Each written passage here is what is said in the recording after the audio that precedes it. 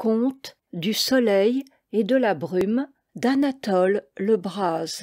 Première édition, Delagrave, 1905. Table des matières. Paysage de légende. Une cime sacrée. Sainte Tryphine. Terre funèbre. Au vent des îles. Jan He Grok. Nuit d'apparition. Ceux de la Gorgone.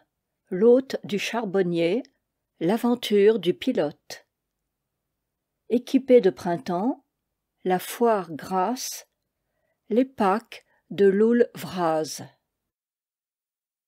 Conte du soleil et de la brume. À Reine Anne, Marguerite et Robert Lebras. Paysage de légende. Une cime sacrée. 1. Avec sa haute croupe solitaire, dressée à plusieurs kilomètres en avant de la chaîne d'Arrée, au-dessus de la plaine trégorroise, le Ménez-Bré produit l'effet d'une montagne, pour ainsi dire, en rupture de banc. Aucun lien géologique apparent ne le rattache aux cimes de l'intérieur.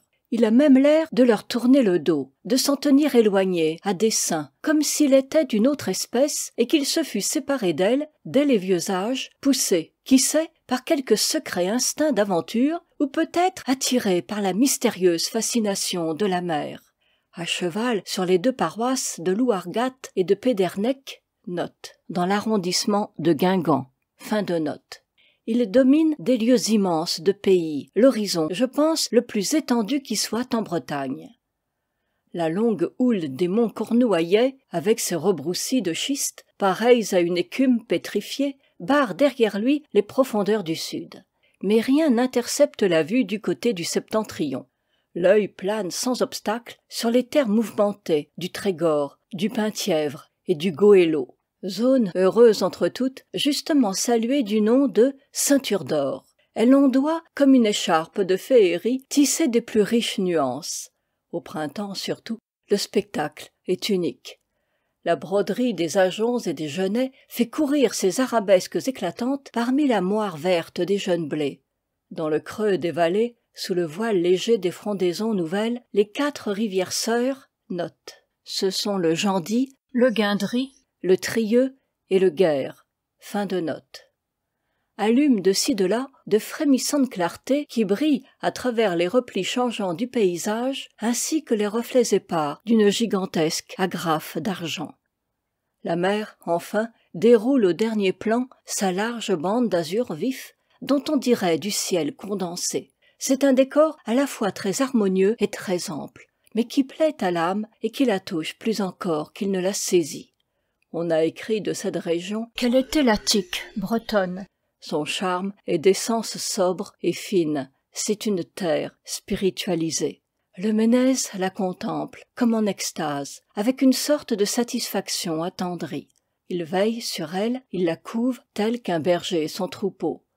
Et, sous sa bure de gazon jaunissant, élimé par places, il semble en effet un monstrueux pâtre millénaire, gardant les collines moutonneuses qui s'acheminent côte à côte vers la mer en un pêle-mêle bariolé de toisons. La sollicitude qu'il paraît montrer à la plaine en retour la lui rend en vénération.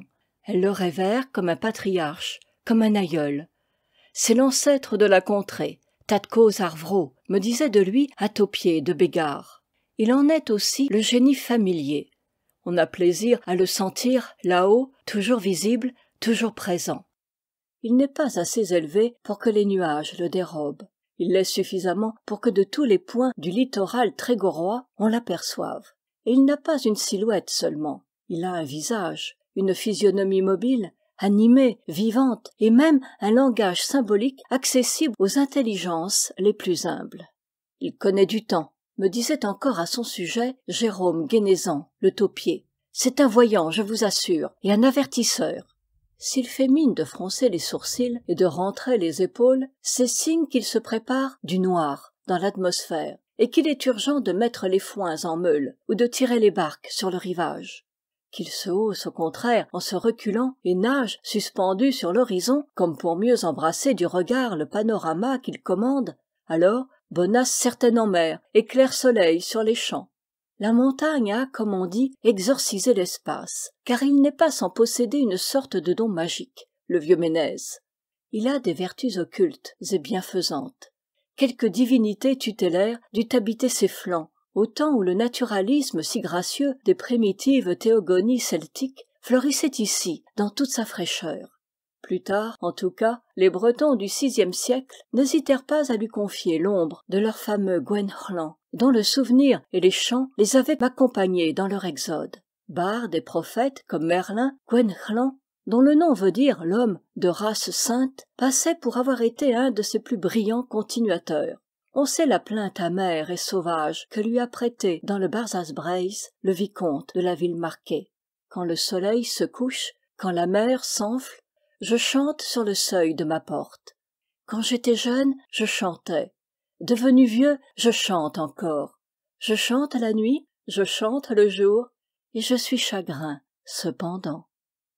Dans toute l'ancienne Domnonée, note, on désignait ainsi le versant nord de la péninsule, sur la Manche. Fin de note.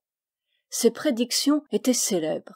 Elles furent même rédigées par écrit, et l'on en conservait, paraît-il, un recueil, il y a quelque 200 ans, chez les moines de Landévennec.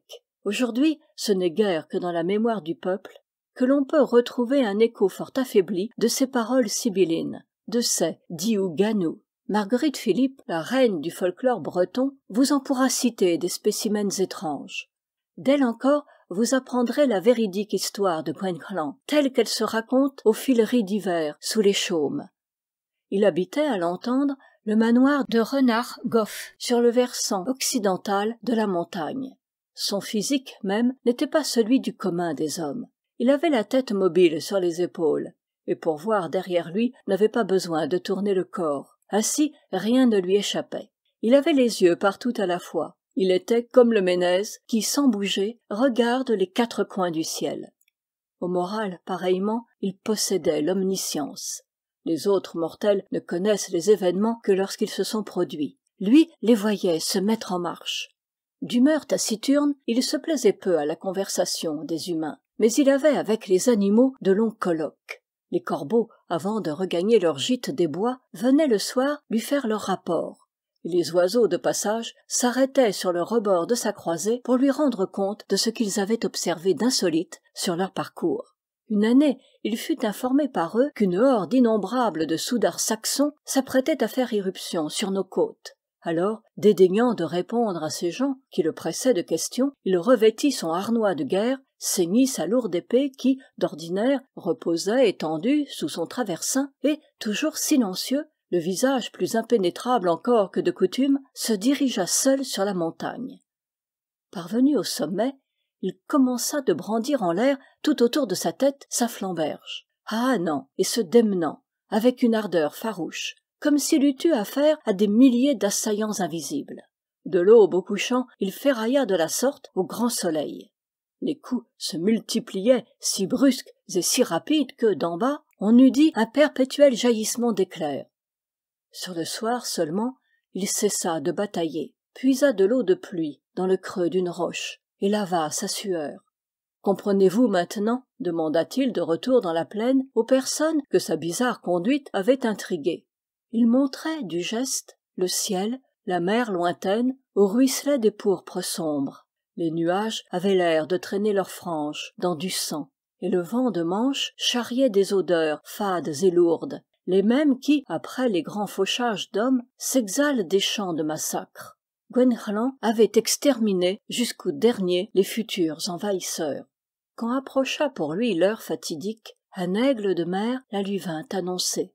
Il arracha une plume à l'aile de l'oiseau et, avec cette plume, il écrivit son testament. « Je vais disparaître, disait-il, qu'on ne cherche point ma tombe. Il ne sera au pouvoir de qui que ce soit de la découvrir.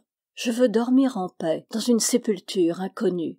Qu'on ne cherche pas davantage mes livres et les secrets qu'ils contiennent. Je les emporte avec moi pour me servir d'oreiller. Quant à mes richesses, qui sont immenses, je les eusse volontiers léguées à mes concitoyens. Mais je leur donnerai là un présent funeste. Que les Bretons gardent leur pauvreté, elle est la source des meilleures joies. » Cela fait, il plia le papier en 4 et le jeta au vent. Puis, à la nuit close, il se mit en route vers le Ménez. Derrière lui venaient les 12 chariots de renard goff, chargés de tonnes d'or, d'argent et d'escarboucles. Il avait eu soin, au préalable, de bander les yeux des conducteurs, en sorte que ceux-ci voyagèrent à l'aveuglette, réglant leur marche sur celle des chevaux. Ils racontèrent le lendemain qu'ils avaient dû accomplir un très long trajet. Le vrai, c'est que Gwenc'hlan, pour les mieux dépister, leur avait fait faire plusieurs fois le tour de la montagne. Brusquement, les attelages s'étaient arrêtés. De même aussi, les chariots s'étaient vidés. Les tonnes pesantes avaient chu, sans bruit, comme englouties dans un puits sans fond. Après quoi l'on avait entendu s'élever une espèce de psalmodie vague, suivie d'un grand soupir. Et c'était tout ce que l'on avait su de la fin de Gwenc'hlan. J'ai rapporté fidèlement le récit de Marguerite Philippe, plus connue sous son sobriquet de Godichar Vanzès, la manchotte. « Et depuis, lui demandai-je, ces trésors enfouis par le prophète au flanc du mont, ne s'est-il trouvé personne ?» Elle ne me laissa point achever. C'est là une question, voyez-vous, à laquelle je ne réponds jamais. Je n'ai nulle envie d'être citée en justice pour une parole de trop, comme cela est arrivé jadis à la femme Burlu de Pédernec. Ses réticences même prouvaient qu'il y avait un épilogue à la légende. J'essayais de la pousser, de lui faire dire au moins quels avaient été les propos compromettants tenus par la femme Burlu de Pédernec. Mais sur ce chapitre, elle, si expansive, si loquace, elle demeura obstinément fermée. Tout ce que je puis ajouter, conclut-elle, c'est que le Ménez-Bré passe à bon droit pour être la tombe de Gwenc'hlan. Aucune autre n'eût été digne de couvrir la dépouille du grand sorcier. Vivant, il aimait à y promener ses contemplations. Mort, il y repose. Tous les 100 ans, dit-on, la nuit de la première lune, la montagne s'ouvre au moment précis où le disque argenté de l'astre effleure le bord de l'horizon. Si quelqu'un, saisissant cette minute, se risquait dans la fente, une lumière magique se lèverait devant lui pour le guider jusqu'à Gwenc'hlan, et il verrait le prince des sages couché là, ses livres sous sa tête, une branche d'ajonc dans sa main gauche et sa claire épée à son côté. Peut-être même l'entendrait-il parler comme en songe. L'esprit de Gwenc'hlan remplit les entrailles de la montagne comme la vertu de saint Hervé en parfume le sommet.